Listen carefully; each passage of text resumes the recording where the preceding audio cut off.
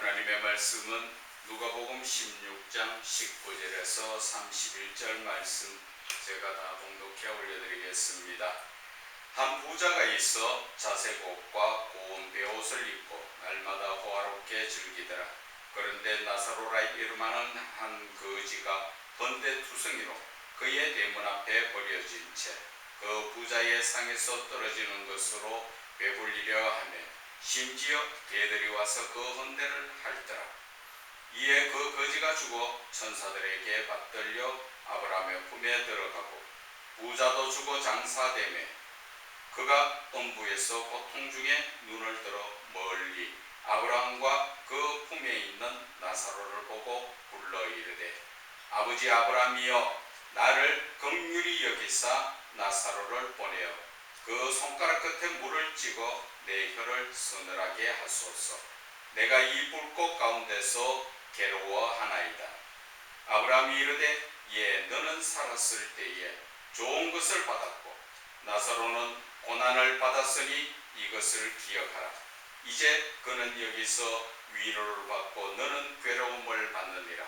그뿐 아니라 너희와 우리 사이에 큰 구렁텅이가 놓여 있어 여기서 너희에게 건너가고자 하되 갈 수 없고 거기서 우리에게 건너올 수도 없게 하였느니라. 이르되 그러면 아버지여 구하오니 나사로를 내 아버지의 집에 보내소서. 내 형제 다섯이 있으니 그들에게 정언하게 하여 그들로 이 고통받는 곳에 오지 않게 하소서. 아브라함이 이르되 그들에게 모세와 선지자들이 있으니 그들에게 들을지니라. 이르되 그렇지 아니하나이다. 아버지 아브라함이여 만일 죽은 자에게서 그들에게 가는 자가 있으면 회개하리이다. 이르되 모세와 선지자들에게 듣지 아니하면 비록 죽은 자 가운데서 살아나는 자가 있을지라도 권함을 받지 아니하리라 하였다 하시니라. 아멘.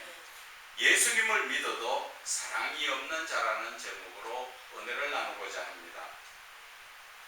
오늘 이 부자와 거지 나사로의 이름을 들으면서 우리가 이 전체적인 내용을 바라볼 때 천국이 이런 곳이구나, 지옥이 이런 곳이구나. 우리가 이 살아있는 삶 속에서 내가 직접 가보지는 못했지만 성경 속에서 이 천국과 지옥의 모습을 우리가 상상해 볼 수가 있다는 것입니다. 오늘 천국이라는 곳에는 어떻습니까? 천국과 지옥이 서로 눈에 보이고 말을 할 수 있는 그러한 멀리 있는 천국과 지옥이 아니라 천국과 지옥은 가까이 있는데 지옥과 천국 사이에는 큰 구렁텅이가 있어서 서로가 왔다 갔다 할 수 없는 그러한 상황인데 지옥의 모습이 어떠한가 하는 것을 볼 수가 있습니다. 지옥에는 지금 부자가 들어가서 얼마나 고통스러운가 24절에 보면은 그 손가락 끝에 물을 찍어 내 혀를 서늘하게 하소서. 물 한 방울이 내 혀에 대이면 시원할 정도로 그 고통 속에서 물 한 방울이 내 소원이 될 수 있는 그러한 삶이 바로 고통의 지옥이라는 것을 이야기하죠. 그 고통에 있는 지옥에는 보면은 불꽃 가운데서도 괴로워한다. 이 불꽃은 우리가 일반적인 불은 나무나 모든 것이 거기에 들어가면 다 타서 재가 되지만 이 지옥의 불이라는 것은 타지를 않고 고통스러움만 우리가 가하는 것입니다. 그래서 지옥에서의 이 삶은 얼마나 불에 뜨거워서 고통스러웠으면 물 한 방울이라도 그것을 찾는 그러한 모습이 지옥의 모습이라는 것이죠. 그런데 천국의 모습은 어떻습니까? 22절에 보면은 그 거지가 죽어 천사들에게 받들려 아브라함 품에 들어갔다. 아브라함 품에 안겨서 그 편안한 삶을 산다 하는 것을 볼 수가 있습니다. 그래서 우리가 이 부자와 거지를 바라보면서 바로 천국과 지옥이 가보지는 않았지만 하나님의 말씀을 통하여서 이런 모습이었구나. 그래서 그 천국과 지옥의 모습을 경험한 부자가 자기가 이야기하죠. 나사로를 좀 보내가지고 자기의 형제 5명에게 가서 회개하라고 이야기 좀 해달라고 이야기하죠. 그런데 아브라함이 이야기하죠. 모세와 선지자의 말을 들으면 그것이 구원을 얻을 것이라 이야기하지만 이 부자가 하는 얘기는 뭡니까? 죽었던 자가 다시 살아나서 거기에 가면은 그들이 믿을 것입니다. 그렇게 이야기하죠. 그러니까 아브라함이 이야기합니다. 모세와 선지자의 말을 듣지 않고는 구원이 없다.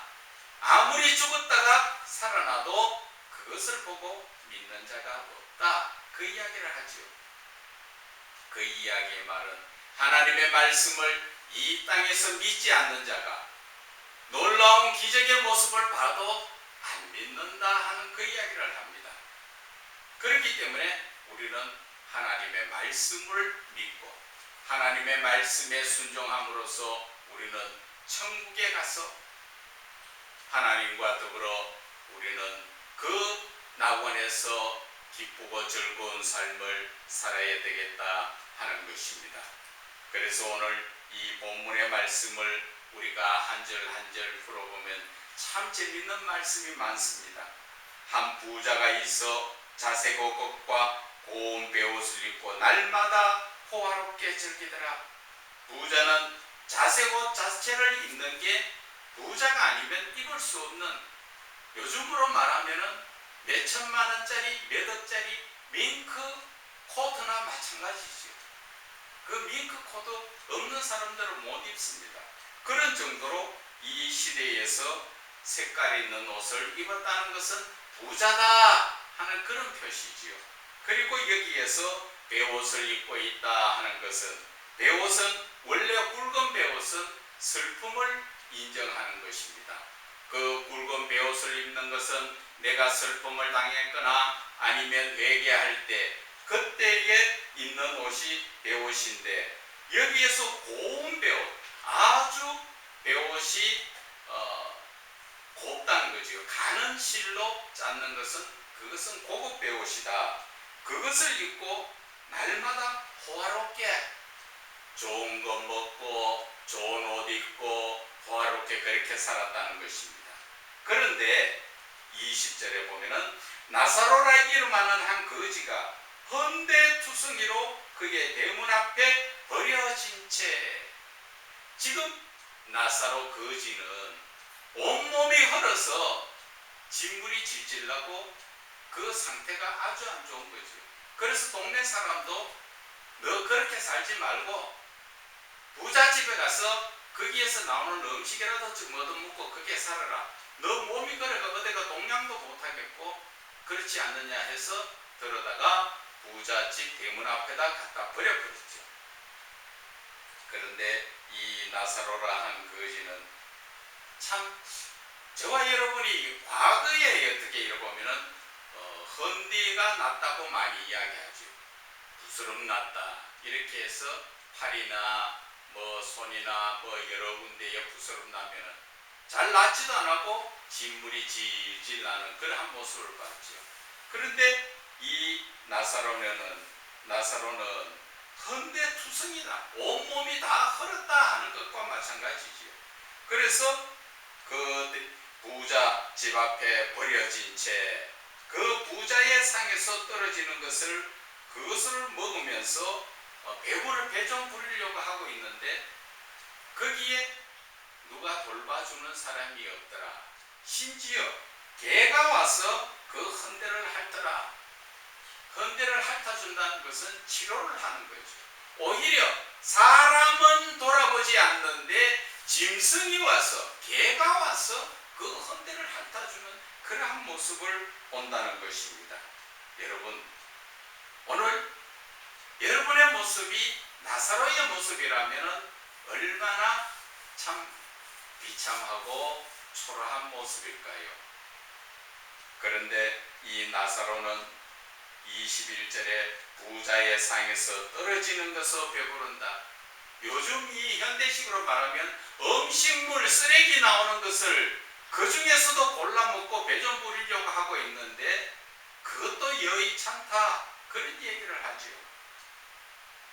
그런데 이 사람들이 다 죽었다는 것입니다.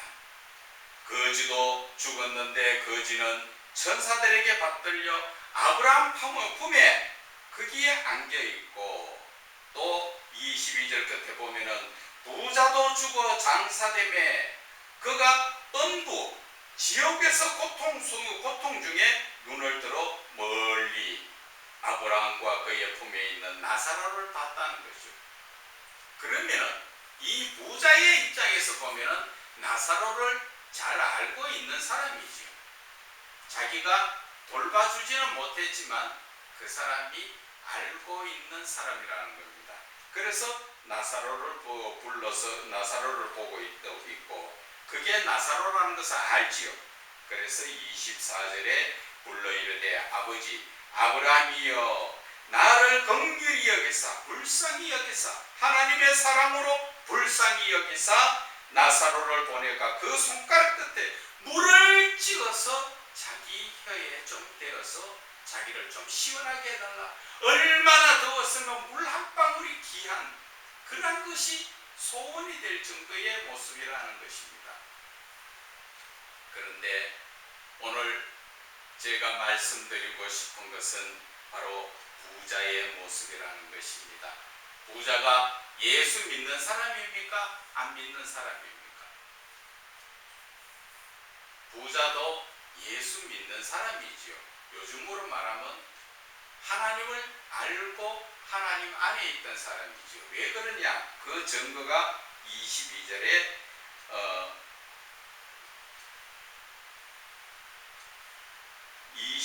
23절에 보면은 고통 중에 눈을 들어 멀리 아브라함과 그의 품에 있는 나사로를 보고 24절에 아버지 아브라함이요, 아브라함을 아버지라고 부르죠. 그것은 아브라함이 믿음의 조상이니까 그 후손이라는 얘기죠. 그래서 아브라함을 아버지라고 부르는 것이죠. 그러면은 이 부자의 모습은 어떤 모습이에요? 결국 이 부자는 하나님을 알고 있던 자, 그러면서도 그는 하나님의 사랑을 베풀지 않았던 사람이지요. 19절에 한 부자가 있어 자기는 늘 자색옷과 고운 베옷을 입고 날마다 호화롭게 즐겼더라. 자기는 자기 집안에서 가진 것 가지고 얼마나 기쁘고 즐겁게 살았는데, 그런데 나사로라 이름하는 거지는 그 헌데투성이로 그 부잣집 대문 앞에 나사로가 있었지요. 그런데 이 부자는 자기 집 대문 앞에 거지 나사로가 와서 있는 것을 알고 있었지만 이 성경에는 어디에도 그를 돌봐주었더라 하는 말이 없다는 것입니다. 오늘날로 말한다면 예수는 믿어도 사랑이 없더라는 것이지요. 예수를 믿는다는 것은 바로 하나님의 사랑을 배우고 그 사랑을 나타내는 것이죠. 그래서 이 사랑이 없으면 예수를 믿는다고 할 수가 없습니다. 우리가 믿음이라는 그 자체의 말을 한번 좀 더 이렇게 깊이 생각해 본다면, 믿음이라는 것은 사랑과 함께 가는 겁니다. 사랑이 있어야 믿을 수가 있고, 믿음이 있어야 사랑할 수가 있기 때문에 믿음과 사랑은 떼놓을 수가 없지요. 그래서 많은 성경에는 보면은 요한일서 3장 17절 18절에도 보면은 재물을 많이 가지고 있는 사가 그 어려운 사람들을 보고 그 재물을 나누어 주고 또 그들을 돌봐주지 않는 그러한 삶은 믿음이 없는 거라고 이야기를 하죠. 그런 것처럼 우리의 삶 속에서 나라는 이 존재가 정말 예수를 믿는 그러한 성도인가?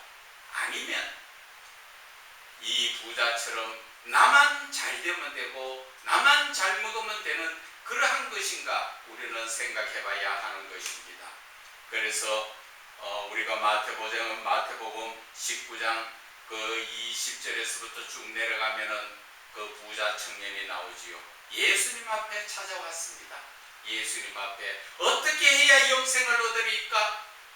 모든 것을 다 지켰다고 이야기하니까 예수님께서 너 가진 것을 다 팔아서 가난한 자들에게 나눠주고 그러면 하늘에서 보화가 너희에게 이룰 것이다. 그리고 너는 나를 따르라 하니까 이 청년의 재물이 너무나 많아서 결국 그렇게 예수님의 명령대로 하지 못하고 예수님을 떠나가는 모습을 보지요.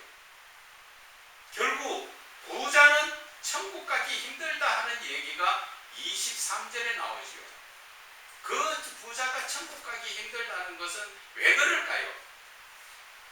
부자가 천국 가기 힘들다는 것은 바로 재물에 대해서 의지하기 때문에 그렇습니다. 우리는 이 땅에 살면서 하나님을 의지하고 예수 그리스도를 의지해야 되는데 재물이 있으면 예수 그리스도를 의지하지 않기 때문에 그들이 천국 가기 힘들다는 것입니다. 그들의 모든 삶 속에서는 재물이 많은 부자는 재물로 해결하려고 합니다. 그래서 어떠한 문제가 생기면 하나님께 기도하는 것이 아니라 그 있는 재물로 해결하려고 하지요. 그래서 그리스도인도 재물이 많으면 정말 하나님의 영광을 위하여 쓰는 그런 분들은 안 그렇지만 대부분 보면 재물이란 그 자체에 애착을 가지죠. 거기에 의지하다 보니까 재물은 내 것이다. 그리고 재물은 남 주려니까 아깝다. 그렇게 생각을 하는 사람들이 참 많습니다. 한 어떤 사람이 많은 재물을 모아 놔놓고 갑자기 죽어버리는 바람에 그 아내가 그 많은 재산을 어디에 무엇이 있는지 확실하게 알지 못하다 보니까 거의 다 남에게 다 빼앗겨버렸죠. 그런 것처럼 우리가 재물에 대해서 너무 집착을 하다 보면 하나님을 놓치게 되고 또 하나님을 놓친다는 것은 우리가 천국 가기가 힘들어진다는 것을 오늘 말씀하여 주시는 것입니다. 오늘 이 부자의 모습을 바라볼 때 저와 여러분은 무엇을 느끼십니까? 정말 우리는 예수를 믿는 자인가? 저는 이 말씀을 묵상하면서 내가 만약에 지금 많은 부자로서 재물을 가지고 있다면 어떻게 해야 하는 것인가? 그것은 바로 예수를 믿는 자라면 하나님의 사랑으로 예수님께서 부자 청년에게 이야기한 것처럼 다 팔아서 가난한 자에게 나누어 주는 것. 이것이 하나님이 기뻐하시는 이유구나 하는 것을 깨달을 수가 있습니다. 그런데 이 시대 목자들 중에서도 많은 분들이 대단한 재물을 가지고 있는 분들이 참 많습니다. 그들의 삶은 어떤 삶을 살고 있는가 하는 것을 한번 우리가 돌아봐도 좋을 것 같습니다. 예수님께서는 제자들과 함께 헌금함 앞에 앉아서 지나가는 사람들이 헌금하는 것을 바라보고 계시면서 한 과부가 2렙돈 헌금하는 것을 보시고 말씀하셨죠. 많은 사람들은 자기들의 형편이 넉넉함으로써 거기에 헌금 얼마를 하는 것은 일부를 아주 마음에 조그만 것을 헌금하지만 과부의 2렙도는 것은 자기의 재산을 전부 헌금하는 것과 같다.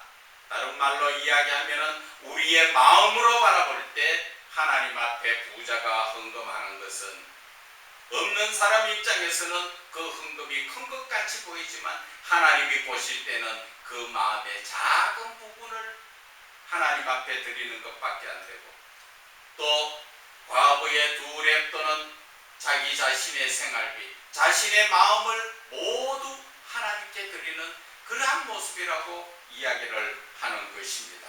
그래서 우리의 이 재물을 가지고 하나님 앞에 부여하지 못한 이러한 모습을 우리는 오늘 돌아보면서 내 마음이 예수님을 믿고 있다면 내 마음속에 하나님의 사랑이 있는가 하는 것을 우리는 생각해 봐야 할 것입니다. 그리고 하나님께서 주신 이 많은 재물도 많은 분들이 내가 수고하고 내가 노력해서 내가 얻은 것이라 생각할지 모르지만 신명기 8장 17절과 18절의 말씀은 그것이 아니죠. 신명기 17장에서는 내가 내 손으로 수고하여 이 재물을 많이 모았다, 그래서 내 것이다, 이렇게 이야기하지만 18절에 보면은 하나님께서 재물 얻는 능력을 주셨기 때문에 얻은 것이라고 이야기하는 것입니다. 여러분들께서 만약에 몸이 아프거나 누구 말 따나 힘든 삶을 살 때 재물을 얻을 수가 없지 않습니까? 목숨이 위태위태할 때 재물을 얻을 수가 없지 않습니까? 그러나 목숨도 하나님께서 허락하시고 강건하기 때문에, 그래서 내가 나가서 재물을 얻고 한 것이 내 노력도 들어가지만 하나님께서 그 재물을 얻도록 허락을 해주셨기 때문에 재물이 내 것이 된다는 것입니다. 과거에 제 친구가 있었습니다. 그 친구는 재물을 모으기 위해서 아주 인색하게 그렇게 살았습니다.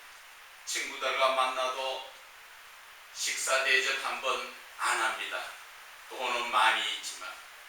그래서 그는 많은 돈을 모았지요.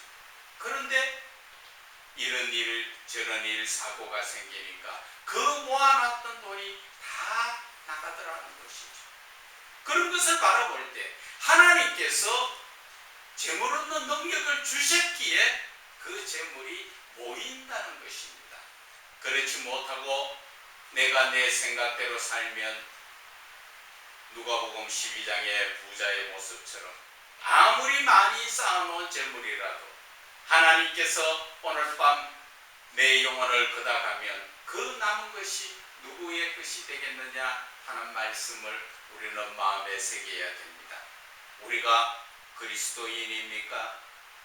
내가 온전히 예수님을 믿는다고 누구에게든지 물으면 예, 저는 예수 믿는 사람입니다 이야기할 수 있는 사람입니까?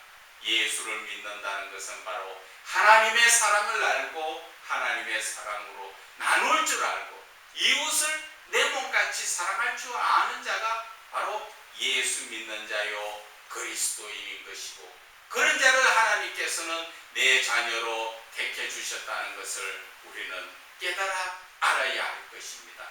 여러분, 오늘 이 부자의 모습을 바라보고 또 거지 나사로를 바라보면서 우리가 이 세상에 살고 있지만 잠시 후면 우리가 하나님 앞에 갔을 때 어디에 있을 것인가 하는 것을 우리는 생각해 봐야 하는 것입니다. 많은 신학자들 속에서도 이야기하는 것이 사람이 죽으면 중간에 연옥이라는 곳에 있다가 하나님 앞에 간다 했지만 오늘 이 말씀 속에서 보면은 죽으면 바로 천국이요 지옥으로 바로 간다는 것을 우리는 깨달아야 합니다. 또 어떤 신학자는 영혼이 내 육신과 함께 무덤 속에 있다가 하나님 부르실 때 간다 그렇게 이야기하지만 오늘 이 본문의 말씀을 바라볼 때는 우리가 죽으면 육신은 이 땅에 썩어 없어지고 우리의 영혼은 바로 하나님 앞으로 가서 지옥 갈 자는 지옥 가고 또한 천국에서 아브라함과 함께 있을 그런 자는 하나님께서 바르게 천국으로 이끌어 간다는 것을 우리가 깨달아야 할 것입니다. 그렇기 때문에 이제 천국이 있느니 천국이 없느니 그런 말은 하면 안 됩니다. 하나님의 말씀, 이 성경이 우리에게 증거하여 주시고 또 이 성경은 예수를 믿어도 정말 하나님의 사랑으로 이 땅에서 베풀며 살아라 하는 것을 우리에게 오늘 이 부자의 죽음을 통하여서 우리에게 가르쳐 주시는 것입니다. 그러므로서 저와 여러분이 그리스도인이라면 이제 하나님의 사랑으로 모든 것을 서로 사랑하며 나누어가는 그러한 저와 여러분이 되시기를 주 예수 그리스도 이름으로 축원을 드립니다.